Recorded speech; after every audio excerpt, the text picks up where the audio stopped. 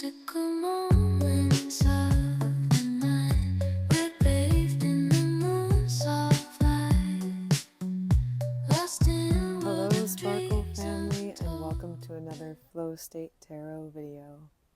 And today we are looking at what are we learning or meant to learn from this connection.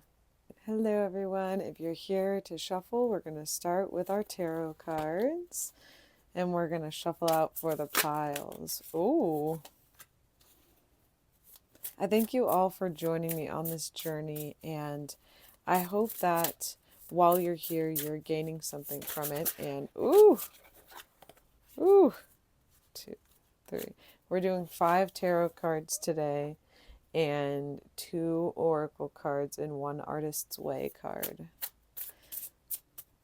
Anyways, I hope that you're able to use these as a tool in your life, something positive to help you move forward through situations that may have you feeling confused or conflicted or maybe just torn. And so this reading today, woo, oh my goodness.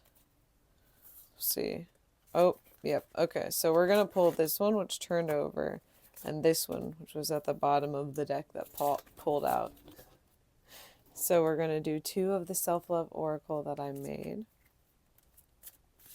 But there are many kinds of connections in our lives, and I hope that whatever this means for you, ooh, 2 came right out,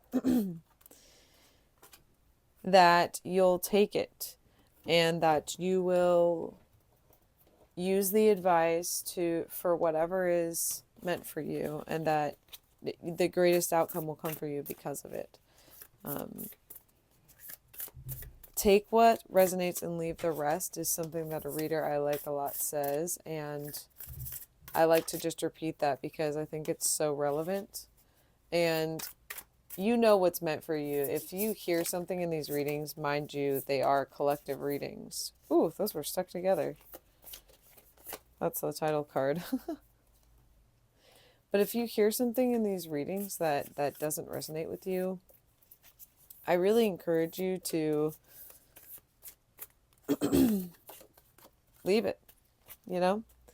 Excuse me. It seems like you've got a little something stuck in your throat there. So this is how we're going to choose pile 1. All right, pile number 2. We're going to shuffle it out here. Ooh.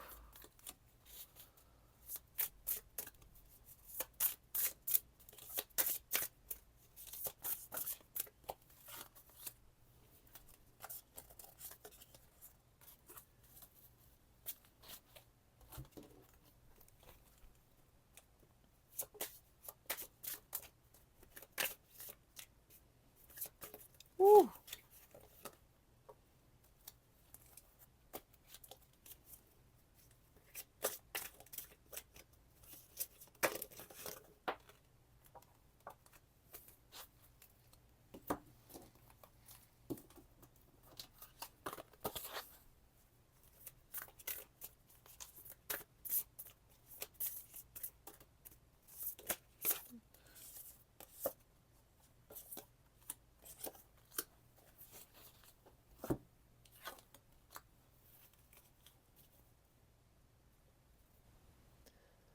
All right. Hello, everyone. Welcome in. If you didn't watch the shuffling, we have pile 1 over here and pile 2 over here. To help you guys choose, I just put some Pokemon cards on top because I love Pokemon. So for pile 1, we have Pansage. And it's good at finding berries and gathers them from all over. It's kind enough to share them with friends. And then we have Minun. I hope that's how you say it. It cheers on friends. If its friends are losing, its body lets off more and more sparks. So I'll let you guys take that in for a second and pick which pile you would like. And remember, we're thinking about what we're meant to learn from this connection. But we're going to pull a card just for the vibe of the reading. Wow, that came out right away. I do enough I have enough. I am enough. So that's starting off pretty strong. You are enough. But once again, we have pile 1 over here and pile 2 over here. And I'll see you in your reading. All right. Hello, hello. If you chose pile 1, we have this wonderful Pan Sage Pokemon, and we're going to put him off to the side over here while we do our reading. So I hope that you are taking deep breaths and doing this for yourself. I hope that you take a moment to find some peace in your mind and some quiet as we go through this reading, and that you can really take the most from the message that's meant to find you, whatever that might be. So what is it exactly that we're meant to learn from this connection? Starting with our Artist's Way card, we're going to look at creative paradox. Creativity lies in paradox. Serious art is born from serious play. So it's possible that whatever's happening in this connection can lead to creative expression for you in a deeper way. Maybe it's unlocking fun or emotion with a person in ways that you haven't experienced since maybe you were a kid, or since you were a lot younger, or in just a different stage of your life. And it can be exciting to find that again, to let your hair down and to run around, and to find a connection with a person that brings that out of you is so precious. And I would encourage everyone to hold on to that when you find that. Next, we have creativity as a fact.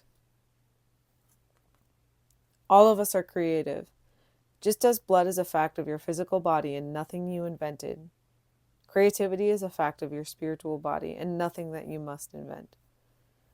So, again, this connection can be awakening parts of us that are always there and we are always intertwined with by being a being on the universe, alive and active, and being present and allowing ourselves to fully feel our feelings is such a valuable thing.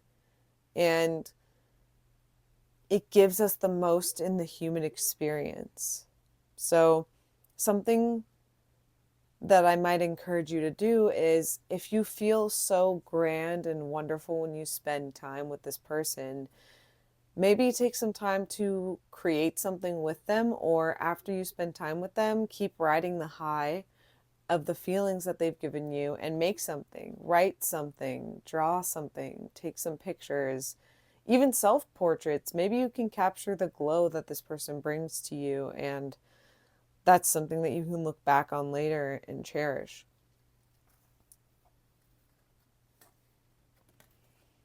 An inner glimmer leads to surface shimmer. Wow. Literally. So maybe you don't even recognize the parts of yourself that are so positively influenced by this person. It really feels like this connection is just a breath of fresh air. And I would really lean into that. Maybe you didn't even notice it until you came to this reading and you started to hear this and really think about it. But I would strongly encourage you to take time to really evaluate your feelings after you spend time with this person and bask in it. You know, it's kind of like when you sit outside in the sun and you close your eyes and you feel the almost physical sensation of the sun seeping into your skin. It's like that, but with the feelings that you've had from being around this person. That can nourish your soul, and that can do wonders for you. So let that positivity and that energy flow into the rest of your life. You will always bloom. Be patient. Water your garden. So there will always be sprouts from your seeds if you're paying attention to it, if you're watering it, if you're giving it the love and time that it deserves in the sunshine, which it seems like you are. And that also goes to human connection. If you're nourishing this connection, there is something beautiful to bloom from it. So if you're thinking about this romantically, this is such an inspirational feeling that I'm getting from this, because this is wonder, this is purity, this is excitement. So let's move into our tarot cards. I'm just going to turn all of them over, and we're going to kind of just read them as we go here. We have a wonderful mix of masculine and feminine energy here. So we have the Five of Cups, Rooted, Creator, Divine, and the Nine of Cups. So together, you and this person, your connection, it's just a balanced connection. You both are pouring into your cups equally, and you're both really excited about the other person, and it seems like it's also a two-way street here. You leave this person or being around them feeling really good, and they leave being around you feeling really good. And it's just, you want to keep feeding into that because it's just so wonderful. So when we look at Rooted, that also translates to the Hierophant. And Hierophant? Comment below the correct pronunciation. But this talks about teachings, learnings, tradition. Maybe you were raised a similar way to this person, and so you're able to also bloom into adulthood by reflecting on your values and either, planting new beliefs in adulthood or growing from the ones that you're grounded in. The Creator is known as the Empress, and that also feeds into that creative energy that we're talking about. It nurtures the creative production, it's an abundance of ideas and fertility, awakening, and you're able to really sow from the efforts of this connection. It feels like this could also be a really, really wonderful, wonderful creative partnership if that's where this were to go. We have both the Five and the Nine of Cups, which we think about when you look at unity. The Five of Cups to me says you're able to move through grief together. So when you have losses, you're able to lean on each other and you're able to uplift each other because you're rooted in your beliefs and you're there for each other, and you're ever knowing that the things that you experience will lead to the greater good, even if it is creating art together, even if, say, you're really good friends and you lose a friend, whether that's like to life or just general, like going down a different path. Maybe you make a beautiful song about it, and that's the way that you heal. And it's also a way that you can stand in your power and feel anew. We have the Nine of Cups, which also talks about success, joy, and fertility, doing a little happy dance, living in the moment, which also feeds back into what we started this reading with. So what you're meant to learn from this connection is you and this person are destined and meant to be in each other's lives right now. It's a jubilant union. And the way that you feel, the joy that you feel from spending time with this person and exploring with this person, and it's something to continue to live with and to nourish and to grow, especially while you have it in your life, because everything comes in seasons, right? And that's not to scare you or anything, but we all have people, right, that we also have felt this joy with that may not be in our lives anymore for whatever reason.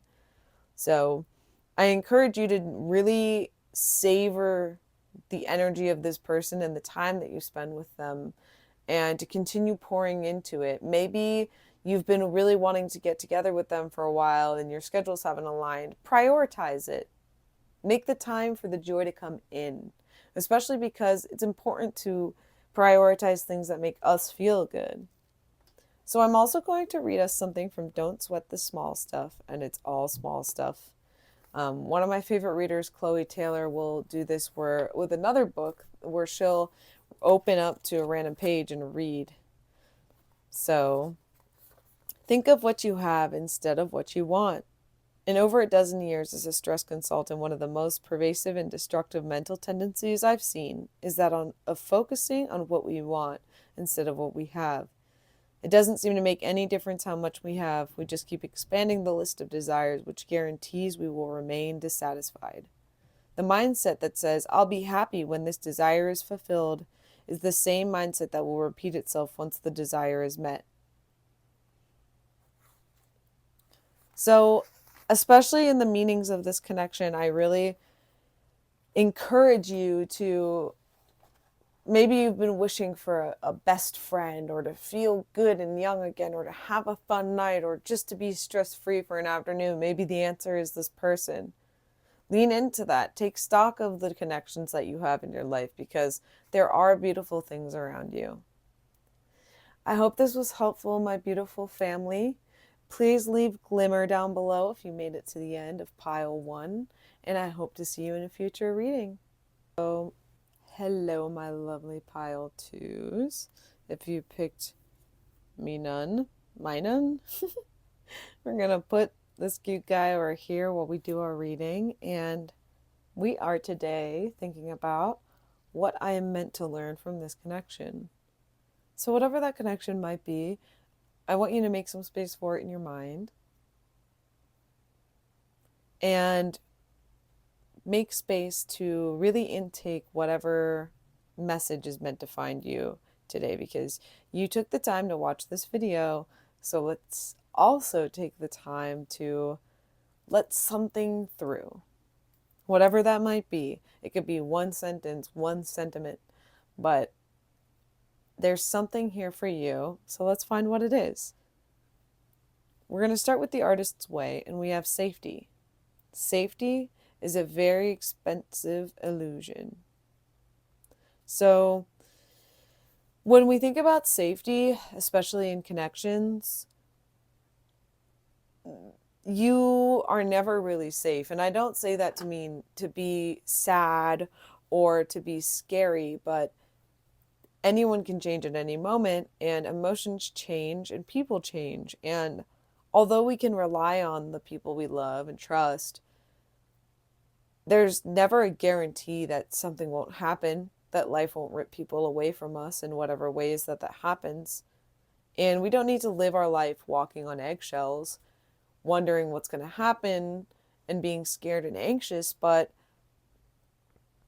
I would be careful when you're thinking about, oh, I'm so safe in this connection, nothing can ever go wrong. When we look at lucky breaks, if you ask an artist how he got where he is, he will not describe breaking in, but instead will talk of a series of lucky breaks. It is my contention that you can count on them. So when we apply this to personal dynamics, although this can also be true, in tandem, you just want to be careful what you're expecting from this connection, what you're putting into it, and what you're getting out of it. What's the real life look? Are you being honest with yourself? And what is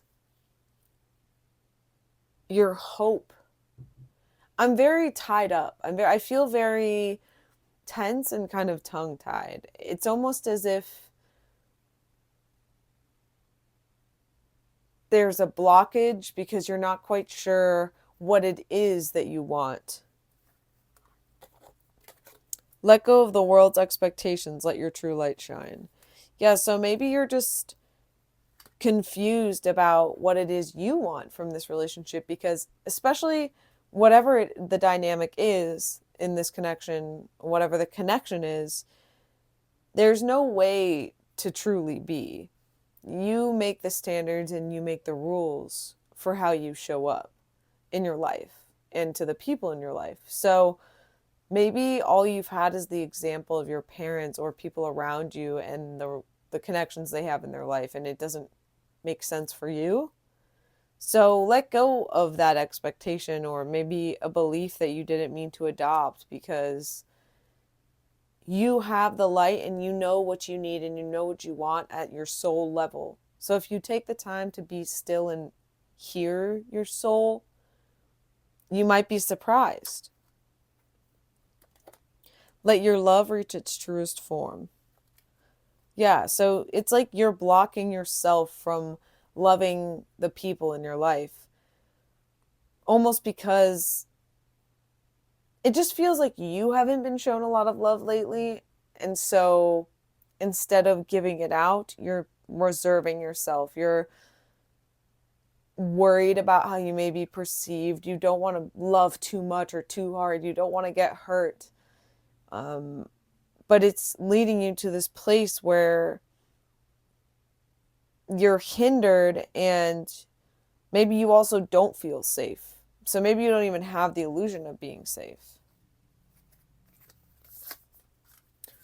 We have the Knight of Daggers, the Warden of Daggers, the Knight of Wands, the Seven of Crystals, and the Five of Wands. So, yeah, look at how you can expand when you let go of this. It's like this is your guard, right? You're guarded and this is how people perceive you. But you really want to let go of this exterior and shift into something different. And when you're able to do that, everything changes, right? And your environment changes. And the people you're around change. So if we're looking at the Knight of Daggers especially, it's ambitious. You're moving quickly and you're proving that you can let go of the things that have held you back. Maybe that's been a problem in the connection. Maybe that's been something that you and this person, maybe it's been a hindrance to you in your dynamic. Maybe this person has been encouraging you to look for your truth and to let go of those expectations because they've seen the truth through this time. And so when they see you stepping into that, they get really excited about it. And then it gives you the opportunity to, I would say feed off of it, but just exchange the energy of excitement and a chance to show the world who you are, being unapologetically yourself.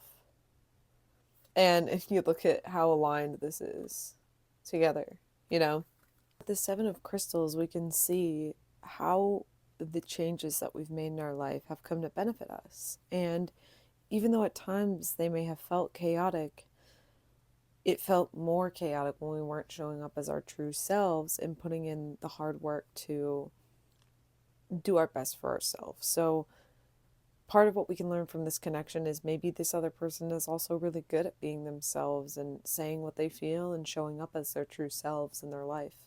So maybe there's something to be learned from that. And maybe you could even ask them, like, how did you get to that point?